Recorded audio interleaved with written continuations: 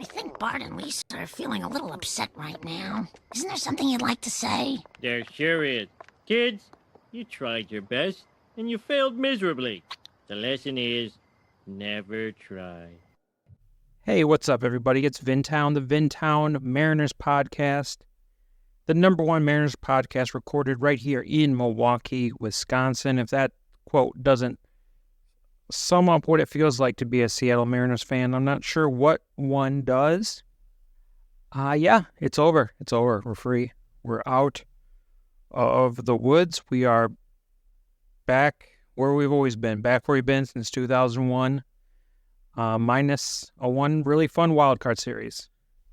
Back out of the playoffs, back eliminated, back just not being good enough.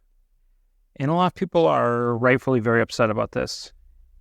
And their anger is all over the place. It's all pointed, in the usual directions, the ownership, the front office. And I don't want to defend these people. I agree with everything people says about them. They're bad. They're cheap. They don't care about the city of Seattle, its people, the fans of this team. They just care about money. They just care about their bottom line. They will not go $1 over budget if it means that dollar comes out of their pocket. That's just how it is. Saying that, this Seattle team, not the hypothetical of what they could be, because hypothetically they could be anything with money behind them. They could be a perennial division contender like the Astros. They could be a World Series contender. But as they're designed to be a wild card team. They were. Maybe they thought that an 87 win team might win the division, or an 86 win team might win a division. But that was a hope. What they knew was if they could get to that 86, 87 wins, that they would be in the playoffs. Or they truly believed it. And they're not. They're not in the playoffs. They're going to fall short. No matter what happens these next 3 games, they're going to fall short. But, I hate to give these guys credit, but they did actually do the thing they set out to do. What I mean by that is the Mariners' Pythagorean record, -5 wins. Tied for second worst after the White Sox. So that's 5 wins based on the amount of runs scored, the amount of runs allowed. 5 wins. 5 more wins, they're in the playoffs. 3 more wins, 2 more wins, they're probably in the playoffs. Base runs. Base runs basically takes, let's say you lead off an inning with a home run, have 2 singles and then 3 straight outs, you get 1 run. Well, what if those 2 singles came first? What if 1 single came first? Base runs seeks to equalize all that. And by base runs record, the Mariners were -7 wins. Second worst in the league behind the Chicago White Sox. So not only were the Chicago White Sox the worst team ever, they were also the most unlucky, which that's what you get. That's what you deserve. Screw you, Jerry Reinsdorf. Screw you.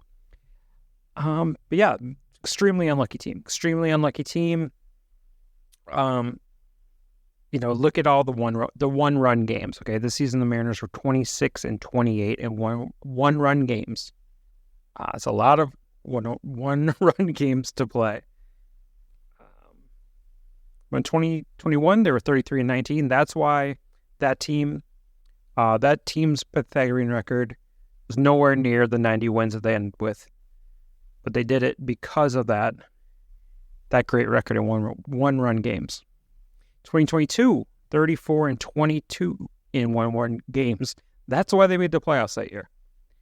That's why they were able to come back, get in the playoffs, because of that incredible record in one run. Last season, 25-26, they did not make the playoffs last year.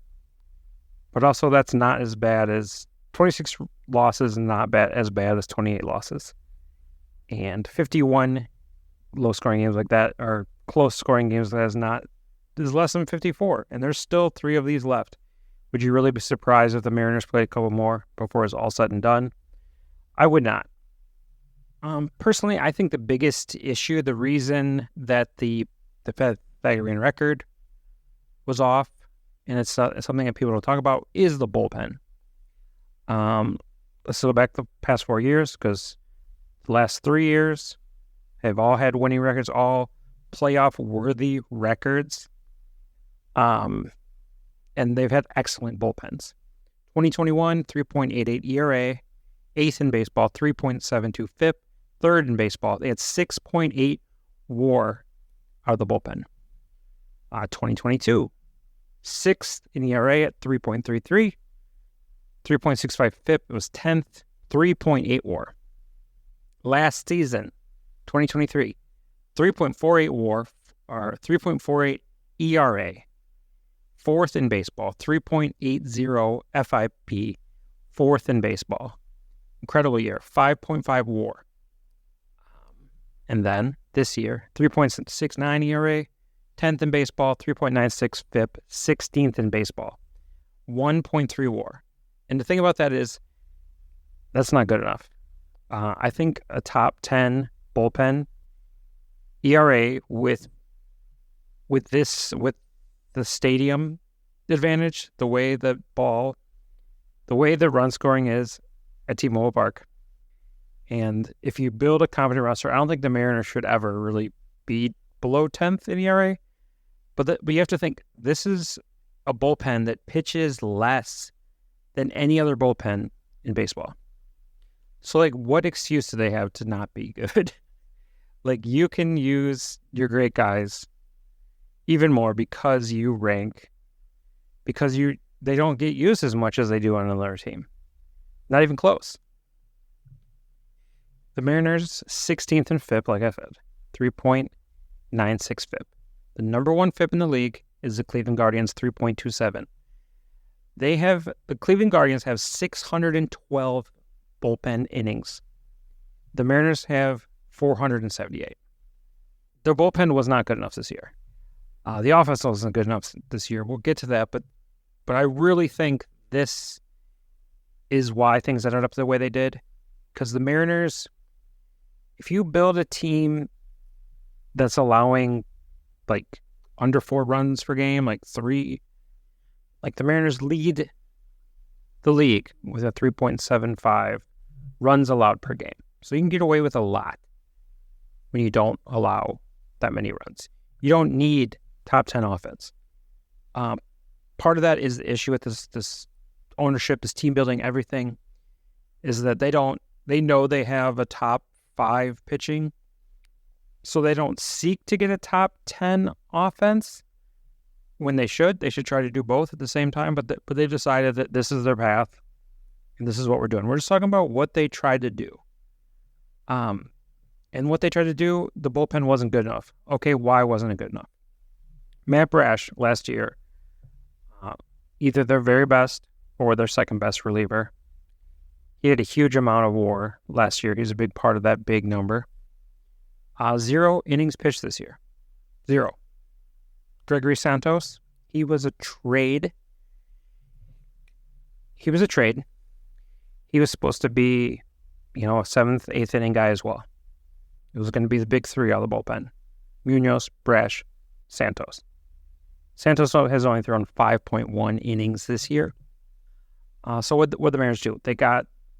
So when Matt Brash goes down, they sign Ryan Stanek. They didn't want Ryan Stanek.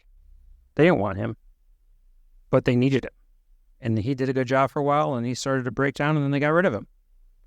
But like, you look at the Ryan Stanek, whatever game that he lost, they didn't really even want him on the team. He didn't fit the plan, but they had to get him. Another guy I think they were expecting a lot of this year, Gabe Spire. Last year he threw 54.2 innings. This year he's only thrown 20.2. It's a huge amount. And then finally, the Mariners decided to do something about it at the trade deadline. They decided to go out and get a guy, and they got one of the best relievers available, Jimmy Garcia.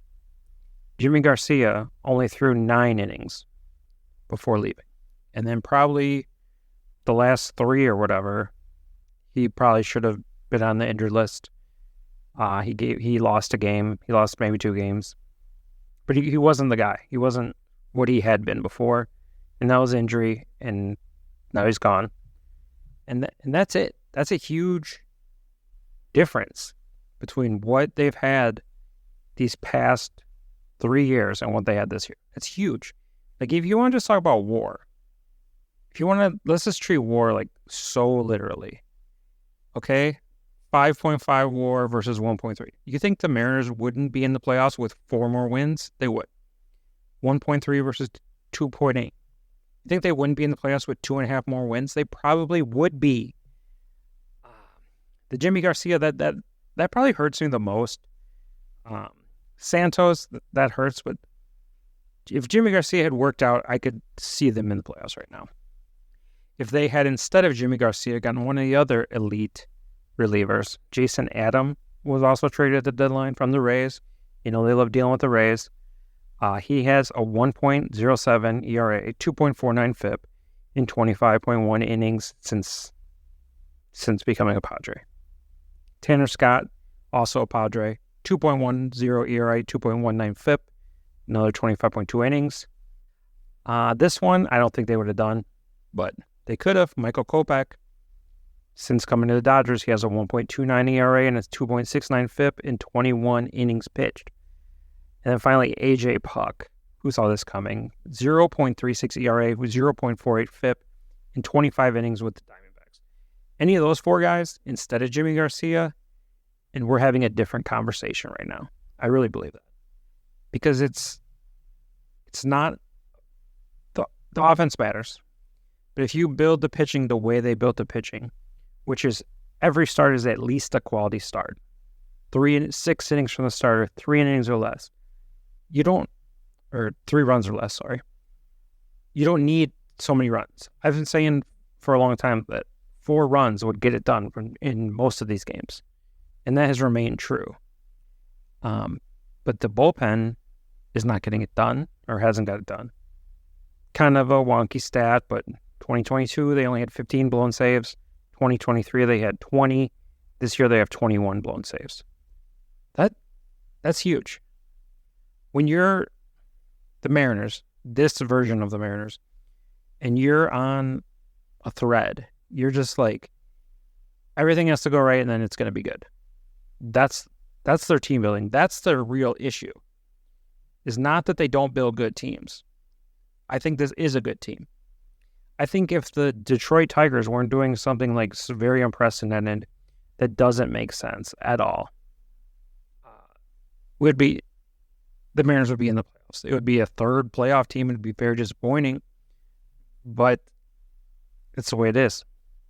If you play the season 10 times, the Mariners might make the playoffs 8 other times, maybe all 9 other times. But between the bullpen, the offensive underperformance, and then honestly the Julio injury, it's not enough. It's never been enough. But honestly, for me, it is ultimately the bullpen. The bullpen, that's what hurt them the most. The bullpen not being top 5, top 10, which is very silly because for every other team in baseball, you have bullpen fluctuations year to year. But for some reason, the Mariners have been immune to that, and then we just come to expect them to always be immune from that.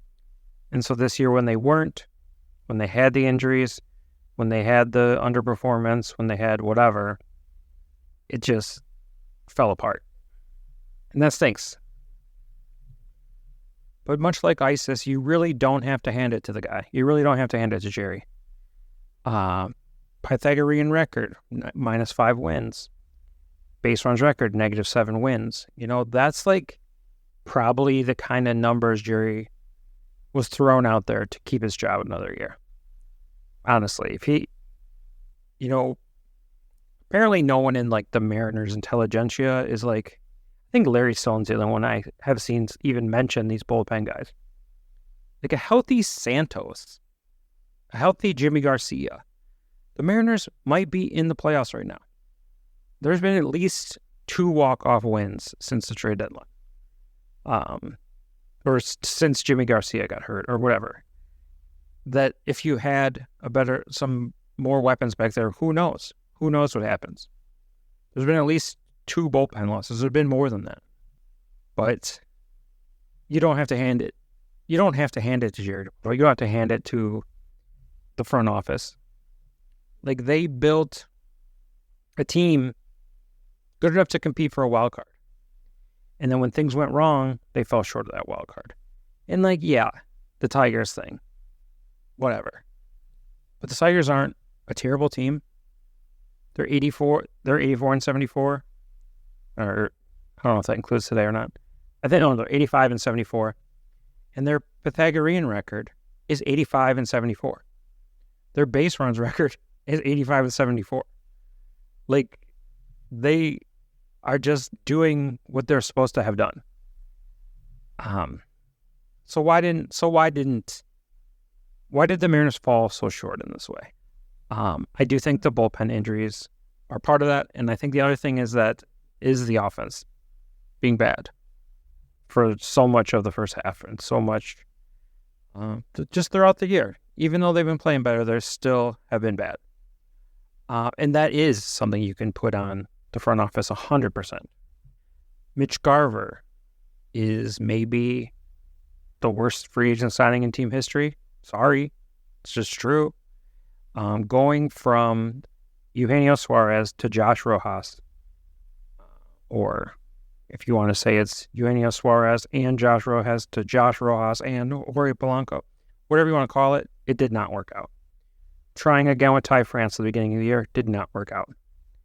But a lot of things have worked out, and they honestly nailed the trade deadline. They nailed the trade deadline. This is something that's been driving me absolutely crazy. So many people are like, oh, why couldn't they have hired Edgar earlier? Or, oh, Dan Wilson has really turned this team around. And I know that's just like PR. You're doing free PR for the team.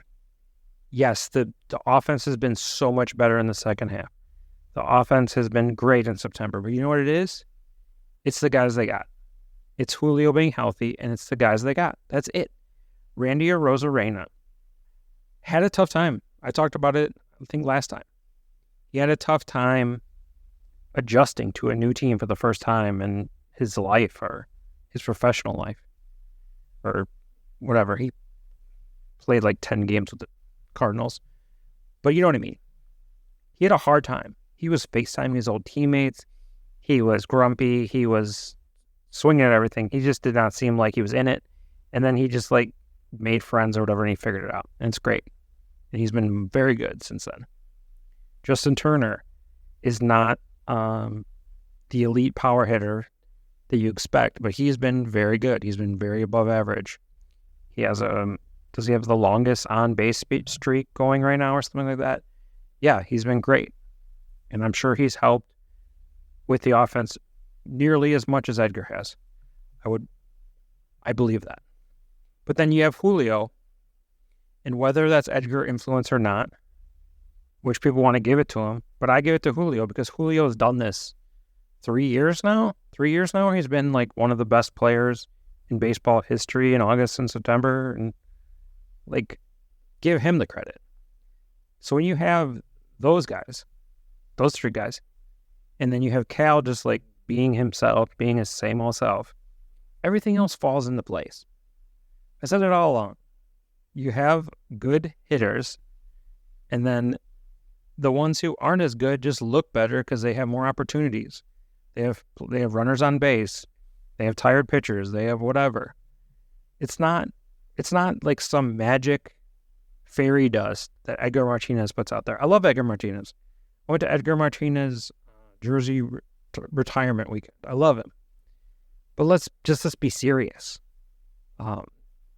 It wasn't Jarrett DeHart's fault. Maybe there's things that have helped. But okay, here's how you know that the Edgar stuff is all bullshit. Because the person who came out and said Edgar's really simplified things, he's really helped, blah, blah, blah, was J.P. Crawford, and J.P. Crawford is not hitting well. So like everyone is running with that thing that J.P. Crawford said. But should he really be the authority on what a good hitting coach is when he's not hitting well? Like, think. Please, people, think. That's all I just want people to use their brain and think about it, because that doesn't make any sense. It doesn't make any sense at all. And I heard Ryan Davis say this too about Randy Rosarena. Randy Rosarena is not listening to anybody. He's doing what he wants to do, and he's been very good, and that's worked out well in his career. But Edgar Martinez isn't the Randy whisperer. There's parts of the game. There's a good article on Fangraphs about Julio and like what he was doing earlier in the season. He was only trying to chase fastballs, but somehow that was making him worse at everything else. It's like, so it's the kind of like hitting stuff that a person like me, or a person probably like you, or anyone who like talks about the Mariners cannot grasp. Like, you're not a coach. You're not a deep developmental analysis. Like, you're just a person who watches the games. And like some of that stuff you can see, but the adjustments and stuff that he made, like that is top level hitting genius stuff. And Julio's a hitting genius in a way that I never could be. You never could be. 99% of people on earth couldn't be. You make that your life. These people have been studying hitting their whole life. Justin Turner knows more about hitting than every single baseball podcaster in the world combined. I mean, it's just facts. But that's what I want to do. I don't want to. I want to know that that's what's going on, and I want to believe in it, and I want to try my best to understand it. But I want to roll with that. I don't want to be like, oh, that was a really... Something that drives me nuts is when people are saying, oh, that was a really bad at bat from Julio. Like, he swung at a ball. Sure, that's bad. Or he only took 3 pitches or whatever. But, like, you don't know what he could see. You don't know what the scouting report said. You don't know anything about hitting. Like, you know the result. And the result sucked. But you don't know that he was wrong to swing at those pitches, or his timing was maybe off. You just don't know. So I'm always hesitant to judge a player like that. When it gets to be, this guy has struck out 15 times in a row, and each at bat has been at most 4 pitches. Like, that's something that's pretty obviously something wrong. But like, you don't see that in the major leagues. That doesn't happen in the major leagues. I'm getting sidetracked here. Let's get back to the burial of the 2024 Seattle Mariners. Let's get back to it. So what worked? Julio, in the end, worked. Cal Raleigh definitely worked. Victor Robles was the greatest waiver pickup maybe ever for this team. Like, I don't know. Was Randy Johnson a waiver pickup? I don't know. I think he's a trade. Luke Raley, that was a great trade. Was a Caballero for Luke Raley. Really good trade. Josh Rojas. It worked out defensively. He's been an elite defensive third baseman. But that's about it. Not so good offensively. I would much rather have Suarez, but that ship has sailed. J.P. Crawford had a very injury-plagued season. Probably didn't work out. Randy, good trade. Justin Turner, great trade. Good trade. Polanco, did not work out. Injury, climbing strikeout rate, not great. Tom Canzone, that did not go well. Mitch Garver, I already talked about that as the worst move maybe they've ever made. And then finally, let's talk about Mitch Haniger. Because there's already people out here doing rosterbation, talking about how do we get rid of Garver or Haniger's money. And I can't believe how much this has been memory hold by like everyone. But Mitch Haniger is the salary dump. I don't know if people remember that, but he is the salary dump. He was traded for Robbie Ray. Robbie Ray makes more money than him this year. And then after this season, Robbie Ray has a player option. He can pick it up or decline it and become a free agent. He was hurt. He didn't play that much this year. He's definitely picking it up. And you know what happens over the next 2 years? Robbie Ray is making $25 million per year for a total of $50 million. Mitch Haniger is on the hook for $15 million next year. Okay. So that's $10 more million that they have to work with next season. And then that's 25 more that they have to work with in 2026. So it's already done. Don't be worried about like how are we going to get rid of him so that we can what?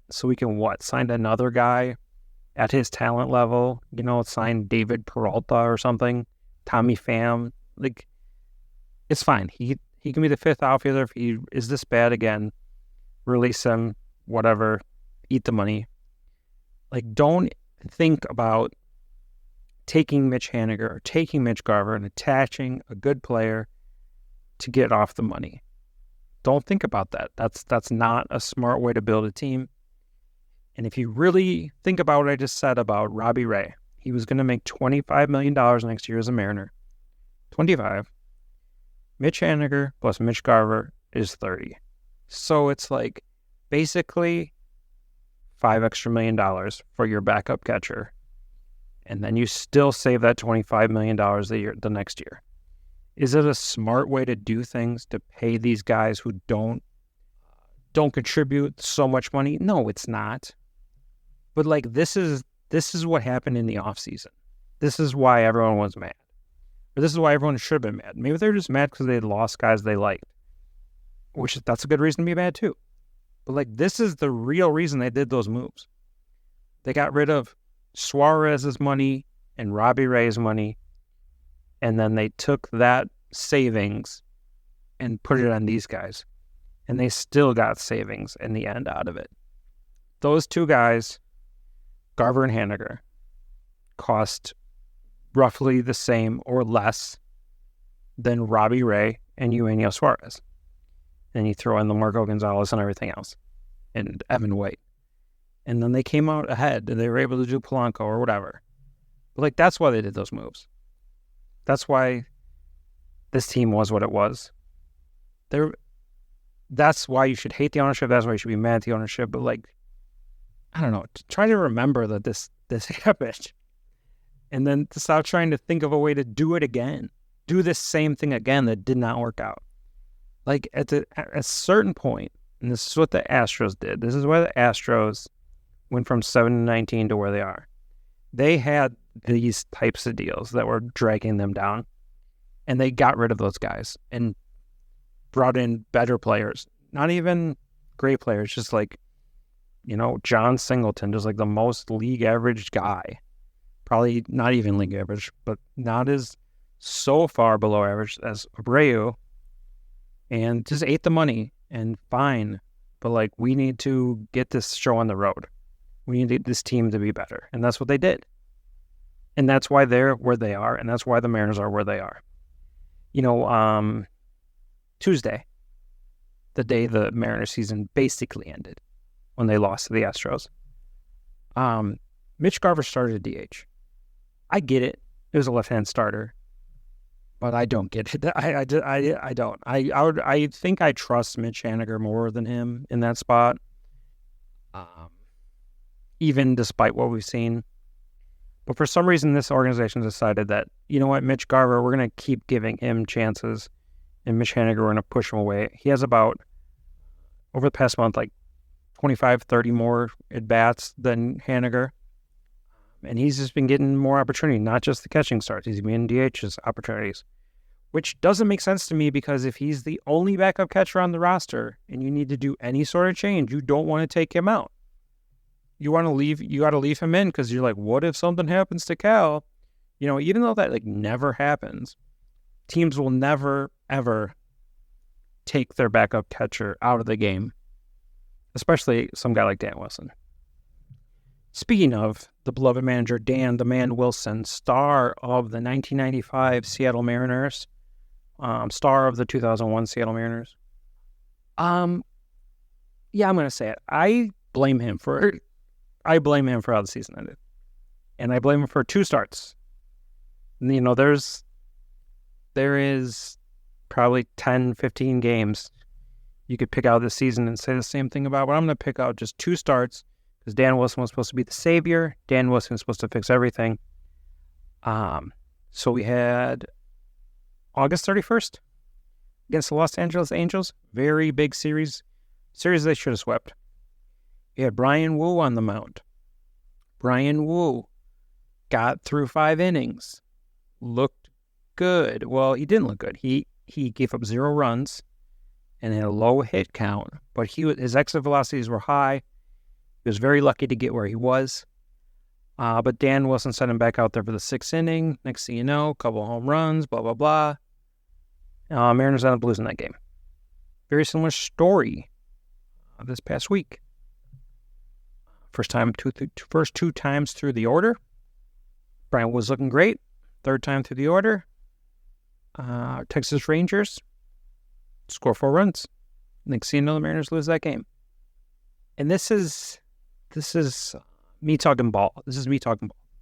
The 3rd time through the order penalty is a real thing. The 1st time through the order, pitchers pitch better than they usually do. 2nd time, slightly worse. The 3rd time, the worst. This is where I think people get confused about this with someone like Brian Wu, is that pitch count does not seem to matter. This is from a Baseball Prospectus article from Baseball Prospectus article from 2013. This is not new information. This has been out there for over 10 years. I imagine that sheet, a lot of people used to give Scott Service shit for the clipboard with a sheet on it that the analytics department delivers every game to the manager. Hey, here's what we think about these guys. Here's what we think about this. I guarantee the sheet said, hey, you probably don't want Wu the 3rd time through the order. But anyways, where Brian Wu can be tricky is he always gets to the 6th inning with like 60 pitches. And then back when like Scott Service or whatever would pull him, people would be like, why are they pulling me? He's only had 60 pitches. Like, I thought guys could pitch 100, whatever. But it doesn't matter because pitch count does not have an effect on the times through the order penalty. You get to the 3rd time, it doesn't matter if someone has 60 pitches or 80 pitchers. It's probably going to go bad. Now, am I saying don't let a guy try to be good at the 3rd time through the order? No, absolutely not. The Mariners wouldn't be where they are right now if they did that. Every pitcher deserves a chance in that situation. But I'm just going to talk about, what was that? I think it was Sunday? Sunday especially? The Rangers game. Okay, so Brian Wu gets the 8th hitter out. The 9th hitter hits a single. And then you got 1, 2, 3 coming up with a 1 out and a runner on, a fast runner. You got a big lead, so it's not like immediate, but you should start thinking about it. You should at least have somebody throwing, and then the leadoff hitter gets a single. And then you should really be thinking about it. You should maybe go do it right now. I think you should go do it right now. That's 2 on, 1 out, 2 straight people have got to hit. And then you got 2, 3 coming up. Okay, no, they don't. Josh Smith comes up, hit, run, and then, what was it, Adalis, I think? Or no, it was Langford. Langford, boom, home run. Just like that. Boom, 4 runs. And that's the game. Like, they were cruising 4-0. And then it was 4-4. And then that was it. It was over. And look, I think you should give young pitchers a chance in that situation, but this is a friggin' playoff race. This is the time. This is not the time for that. This is not the time for lessons to be learned. I kind of think that Dan Wilson has more like control over his actions than Scott Service would have in this situation. Scott Service might have got a phone call. Dan Wilson gets to do what he wants, and since Dan Wilson played with Randy Johnson, does he think like, well, he don't look tired to me? I don't know. That could just be my like pro Scott, anti Dan bias, which I should probably get over because it's not going to change. But it seems like that's the way it seems. It seems like Dan gets to decide these things. There was a start with the Astros where Bryce Miller was in there in the 6th, 3rd time through the order, and it looked pretty sketchy, but he got through it. and it's like good. But I still think I would have went and got him. Now, does this all go back to what we started out with, which is his bullpen isn't as good as it needs to be? Maybe that was part of it too. But with Brian Wu especially, I don't think... Okay, Brian Wu basically throws like 2 pitches, maybe 3. And what he does is like the first time he just basically throws 100% fastballs. And then the second time through, he mixes in his other pitches. But then by the third time through, it's like, okay, we know what your 2 pitches are. And we're just going to swing at them. You know, you have a great fastball, but you're tiring down, and we've seen it before. And that's when all the bad things happen. And I really think where the Mariners were this past week, those losses hurt so much. And they just weren't necessary. The loss against Texas was not necessary. They did not need to leave Brian Wu out there like that. And then the recent loss against the Astros, the first one against the Angels. This recent one against the Astros was also, I think, not necessary, but I don't blame Mr. Wilson for that. At least I don't think I do. But it really doesn't matter because it's over. You know, do these 2 games matter as much as 1-5 record against Detroit? No. How about 3-3 versus Detroit? We're having a much different conversation right now. That's the way this is. This is baseball. You know, there's this guy who's like a Seattle radio guy, and he did this quote about like, it's baseball. You know, stuff happens, and he's right. But like all of the geniuses, all of the Mariners intelligentsia, just like pounded on this guy for saying that. How dare you let Jerry off the hook? How dare you let the front office off the hook? But he was saying kind of what I said at the beginning, is like, this team had bad luck. This team was good enough to be one of the 3 wildcard teams. If we're judging them on that, they were unlucky. They were unlucky. There's games they should have won. There's so many games they should have won. But even with all that, they were unlucky. And that's baseball. That's guys in jerseys playing games. And we like them because we like their jersey. We like the city they play half the games in, whatever. People are just pounding this guy. And like, yeah, but we're not having that conversation about the front office and what they should have done. We can, but I just don't think this team, the actual team, deserves that. The actual team on the field. Because the team on the field was good enough. In the end. Not the pre-trade deadline team, but post-trade deadline team was good enough. And they fell short. So yeah, that's the 2024 Mariners. Very disappointing. Designed to drive you crazy, but baseball itself is designed to drive you crazy. What's a good team in baseball? 90 wins. There's 6 months in the season. That's 15 wins a month.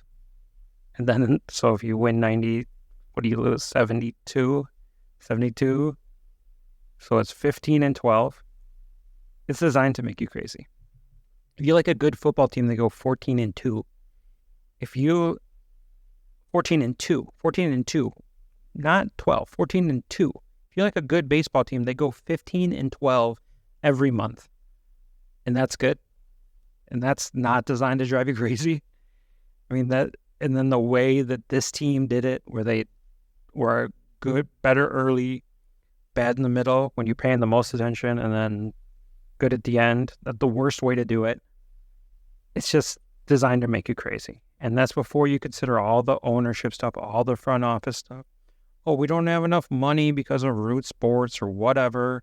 We don't have enough money because we bought a shitty restaurant across the street from our place and charge $18 for a burger. Like, it's just so exhausting. And there's so many people who are angry and exhausted, and they deserve to be. They also, I think they forget about the team on the field. And that's what I tried. That's what I try to talk about. I can talk about the other stuff. I think I can talk about it intelligently, but for me, what it really is the guys on the field. So many people wanted this team to lose. They didn't want to see them. They didn't deserve to. The way they spend money, the way they do this, the way they do that. I don't even want to see them in the playoffs. You know what? I want to see Julio Rodriguez in the playoffs. I want to see Logan Gilbert, Brian Wu, Cal Raleigh, Bryce Miller, Luis Castillo, Andres Munoz, Victor Robles, Randy Arozarena. I want to see them all in the playoffs. I want to see Justin Turner in the playoffs. Maybe this might be his last chance to make the playoffs, and the Mariners took it away from him. I want to see Jorge Polanco because he's like finally hot. I want to see him in the playoffs. Josh Rojas. I want to see him make a game-saving play at third base in the playoffs. I want Mitch Haniger to get pinch hit in the playoffs and like redeem his whole season. That's what I want to see. Like, the Mariners have many, many flaws in an organization, but they built a really fun team, a really good team, a really cool team with some great core pieces. The issue is they don't add to that core. But the core is awesome. How can you not root for the core? The core is great. I want the core to defy all the odds. I want the core to say, we don't even need the Mitch Garbers of the world. We don't need the Mitch Hanners. We'll just do it ourselves. That's what's exciting. And for a lot of the year, that's what the pitchers did. And for the past month, that's like what Julio's did. And for the entire office, that's what Callas did all year long. It's like, if you guys aren't going to do this with me, I'll do it myself.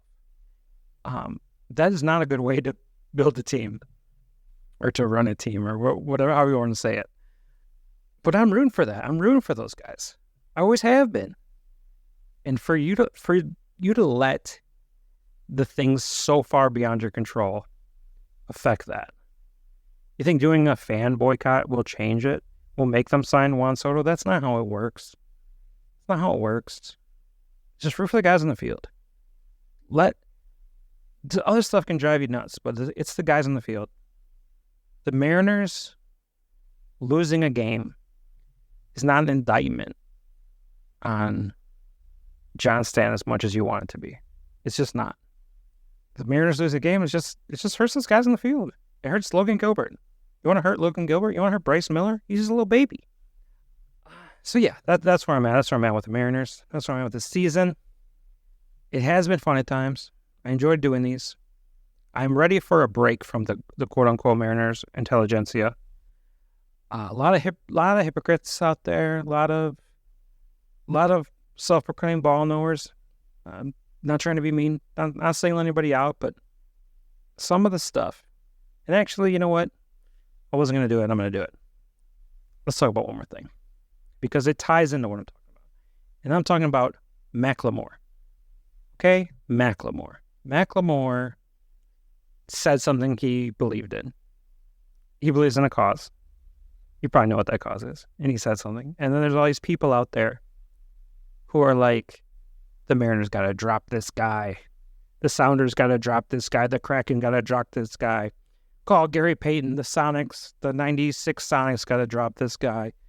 Like, just everybody's got to drop this guy, Call Pike Place Market. Tell them they can't play his music anymore. And who's saying it? The people who don't believe what he says. The people who are on the other side of what he says. The dumbest people in the world who don't believe in anything. If you go on Twitter, you see somebody post about this. Somebody who is a part of the Mariners intelligentsia, who, has the respect of those people, reports on this team, as part of his job. He's one of the people saying it. Oh, I'm just doing my job. Whatever. He wants to bury Macklemore. He wants everyone to pile on Macklemore. Instead of saying, why did Macklemore say this? Why did Macklemore care about this? That doesn't matter. It's like you believe in nothing. You just believe in your own, what you want to believe. You don't want someone going against it. How did this tie into the Mariners intelligentsia? I don't remember. But I know I'm ready for a break from them. I think if there's somebody out there who says, I'll never go to a Mariners game again because of Macklemore, they probably were never going to a Mariners game. I'll never give the Kraken my money again. That guy probably never watched hockey in his life. But the way these teams work, they don't care. They don't believe anything. But if you believe this, You're mad about this. Okay, we won't do it. We promise we won't use Macklemore again. When Macklemore's always been a real one, as far as his love for Seattle sports and Seattle teams. I think Downtown's like one of the greatest songs of all time. I have my issues with him as an artist. Even as recently as last year with the All-Star break, I was tired of him always being associated with Seattle. I was very annoyed of all of his music being used then. But like his heart's in the right place. He loves the Mariners. He loves the cause that he's behind right now. But people don't care. People just want to hate, man. Haters want to hate. But not me. I'm a lover.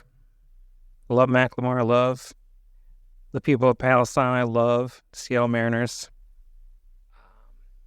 And I hope better days are ahead. I plan to be here for them. So, close the door on your way out. That's a wrap on the 2024 Seattle Mariners. The most insane driving team that I maybe ever watched, but one that I still care deeply about and hope the best for. I'm going to take a little break from these. I'll be back with my off-season plans in a couple weeks, probably after the World Series. But stay tuned. I got some things I want to do this off-season I think are going to be fun. You know, go M's. You're still here? It's over. Go home. Go.